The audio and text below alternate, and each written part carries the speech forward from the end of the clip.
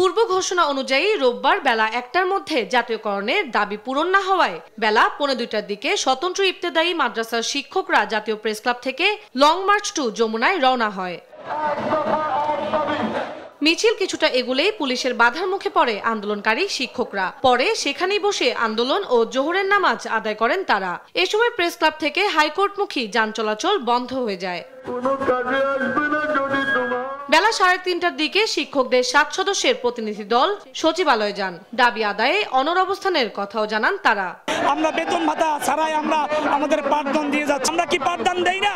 আমরা কি কোনো শ্রম দেই না? আমরা তো আমাদের শ্রমের মূল্য চাই, আমরা শ্রমের মর্যাদা চাই। জাতীয়করণের উদ্দেশ্যে আমরা এখানে বসেছি। আমাদেরকে জাতীয়করণের ঘোষণা দিয়ে দিলে আমরা এখান থেকে আমরা চলে যাব। আমরা অনুদানভুক্ত এবং অনুদানবিহীন আমরা সকল শিক্ষা প্রতিষ্ঠানে শিক্ষক শিক্ষিকা আমরা এখানে অবস্থানরত আছি। আমাদের বাজেট আছে 728 কোটি টাকা আমাদের বাজেট গেল বাজেটে হয়েছে, কিন্তু আমাদের গেল জানুয়ারি 28 তারিখে আমাদের জাতীয়করণ পর্যায়ক্রমে জাতীয়করণ ঘোষণা হয়েছে, কিন্তু আজও পর্যন্ত আমাদের সেই জাতীয়করণ পর্যায়ক্রমে হচ্ছে না। বিদায় আমরা আবারও এখানে আসতে বাধ্য হয়েছি।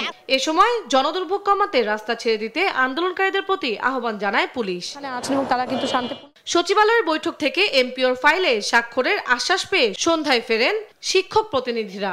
জানান লং মার্চ টু যমুনা কর্মসূচি স্থগিত করা হলেও দাবি আদায়ে আন্দোলন চলমান থাকবে।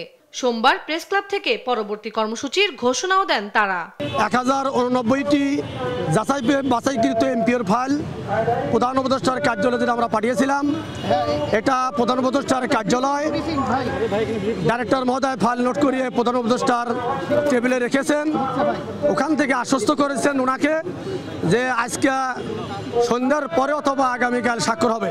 আগামীকাল দুপুর 12 ঘটিকার মধ্যে এই আন্দোলনত শিক্ষকদেরকে নিয়ে আমরা বিক্ষোভ কর্মসূচি আমরা পালন করব।